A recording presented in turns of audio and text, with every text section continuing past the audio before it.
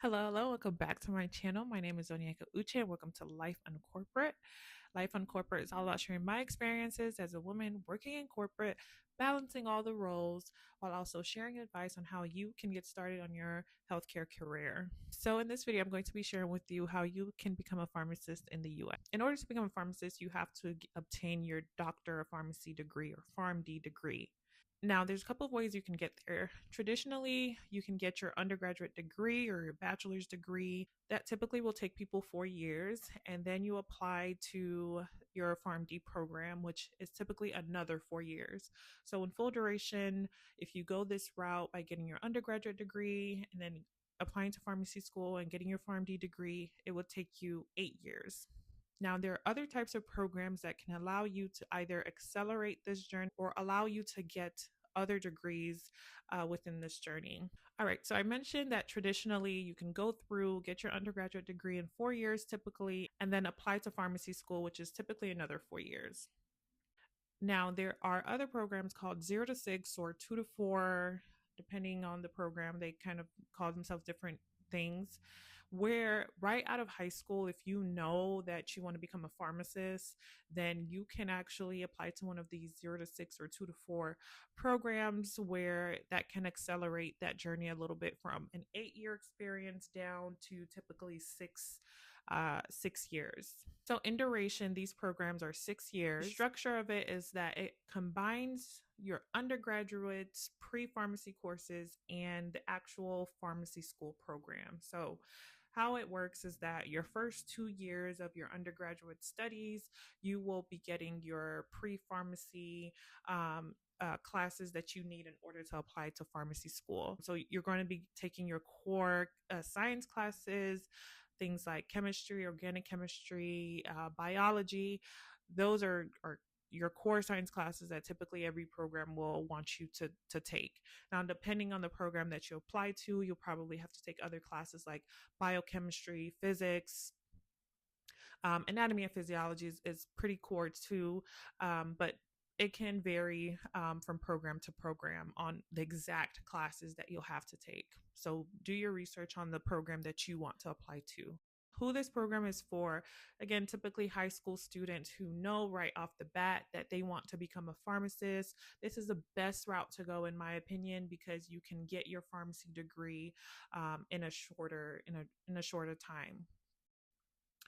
So typically after you take those 2 years of pre-pharmacy classes, you can then apply to the actual Pharm.D program, which is typically another 4 years.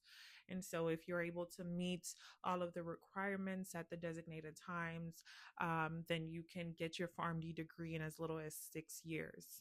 This is actually the route that I took. So my first 2 years, I completed my pre-pharmacy classes or prerequisites, however you want to call it. So I took classes like chemistry, organic chemistry, biology. We had to take physics, anatomy, and physiology. So again, this will differ. The other classes outside of your core science classes will differ.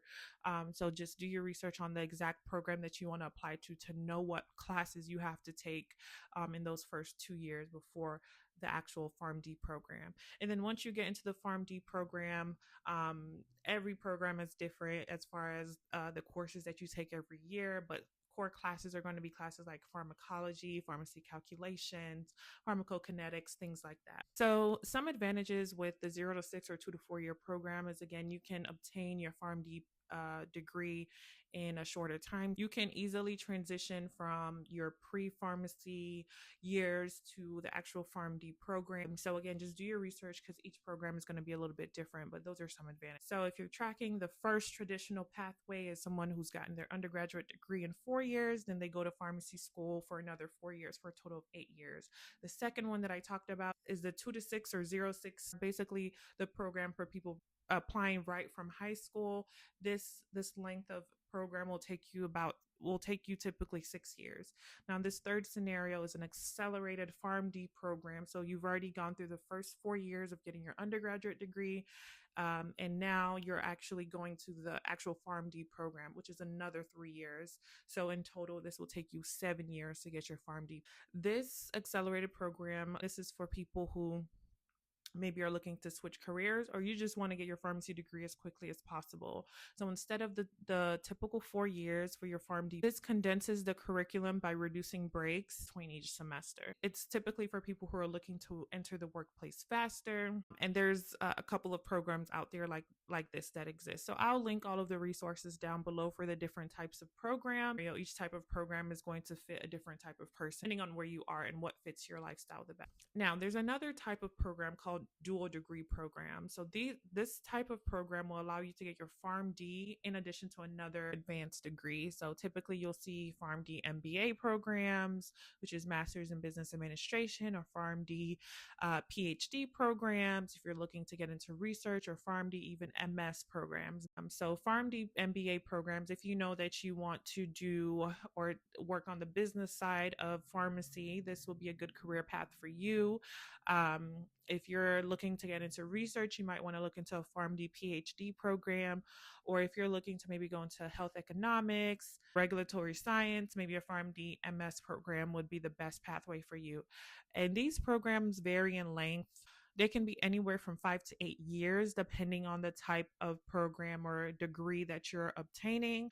So these types of programs are, again, good for people who want to not only practice pharmacy, but also interested in other advanced roles, maybe within the pharmacy sector, maybe it's research in pharmacy, the business side of pharmacy, you know, whatever suits your interests and needs. Maybe this is the best pathway for you. So again, do your research, do your research, do your research. I'm just introducing these different types of programs to you, and I'll have some resources linked down below, but please do your due diligence before you apply and invest resources into your education. To summarize it all, there is your traditional path where you obtain your undergraduate degree and then you go into pharmacy school. So 4 years plus 4 years for a total of 8 years. You have your accelerated programs where you can still have your undergraduate degree and then go through the actual Pharm.D program a little bit faster in 3 years for a total of 7 years to get your Doctor of Pharmacy degree. You have your 0 to 6 programs where straight after high school you can get your prerequisites for the pharmacy school and apply to pharmacy school for a total of 6 years. And then you have your dual degree programs where you can get your Pharm.D degree and another degree, which will take you a little bit longer, but you'll be able to have 2 advanced degrees at the end of your journey. So finally, at the end of all of these pathways, so depending on which path you choose, all of them will end in the same way, you going to pharmacy school. Now, in order to actually get licensed and registered as a pharmacist, you have to pass the board, the North American Pharmacist Licensure exam, also known as the NAPLEX. The NAPLEX is the pharmacy board. So this is the exam that you have to pass in order to practice pharmacy in the United States. That you only have to pass this exam one time.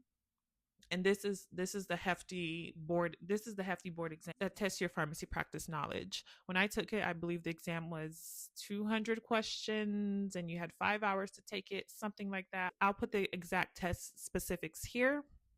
But again, this is the main exam that you have to pass in order to practice within the United States if you went the traditional route of going to an accredited pharmacy school in the US and obtaining your Doctor of Pharmacy degree in the US.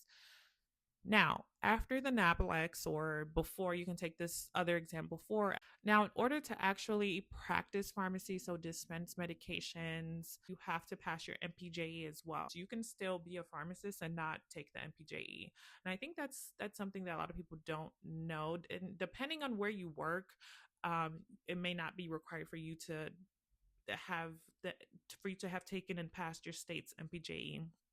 But that, I'm going on a tangent a little bit. Your traditional roles, you'll have to take and pass your state MPJE. It is state specific, so most states will have an MPJE. I believe there are a few states that don't require you to take the MPJE, and I'll put the information here, and resources down below. But most states in the United States require you to take an MPJE in order to practice in that particular state. This exam is focused on state-specific pharmacy laws. You have federal pharmacy law, and then you have state-specific pharmacy law, and every state is going to be a little bit different. So in order to practice in that state, most states will require you to also pass the MPJE. You only have to take the NAPLEX one time, but the MPJE, depending on right the state that you live in or the state that you want to practice in, you may have to take more than one MPJE. For example, when I lived in the DMV, I lived in Maryland and I actually worked in Maryland, but right, the DMV is across DC, Maryland, and Virginia. So it's very common to see someone working in Maryland and living in DC, or most likely living in Maryland and working in DC, or living in Maryland and working in Virginia. So in an area like this, it makes sense for you to get multiple state licensures so you're able to practice in each state. Now, if you're like me also and have moved around a lot, you may have to have taken multiple MPJEs, and you may be licensed in multiple states. So the MPJE is state specific, and you'll have to take that exam typically. There are always exceptions to this, typically in each state that you want to practice in. Comment down below if you'd like to hear more about non-traditional pharmacy roles and where you don't necessarily have to be a registered pharmacist in order to practice or in order to work that specific job. All right. Finally, the last thing I wanted to touch on is before you become a pharmacist, or before you start down this path, as you can see, it's not a short path, right? It's going to take you a couple years. So before you invest all of the resources, the time, the energy, the finances into getting this degree, I'll add an additional step of just please make sure that you have some type of experience in this field. It's harder to volunteer in a pharmacy. So I would recommend, if you know that you want to become a pharmacist, get your pharmacy technician certification. Work as a pharmacy technician. A pharmacy technician, you do not have to get a formal education to become a pharmacy technician, depending on your state. Again, it's state specific. Some states require you to be certified. Some states you can work on the job and get that on the job training. And that is a whole nother video in itself.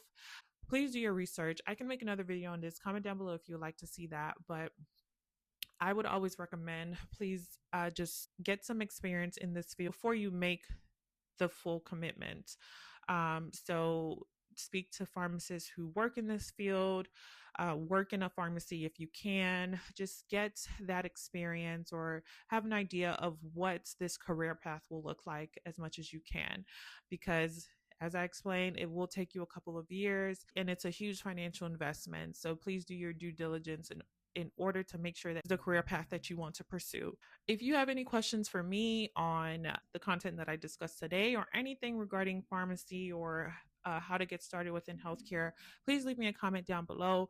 Visit my website too. I will have all the links and resources and everything linked to this video, but there's also more information on my website for those of you who are interested. My name is Anyeka Uche, and thanks so much for watching. This is Life on Corporate, and I will catch you guys in the next one.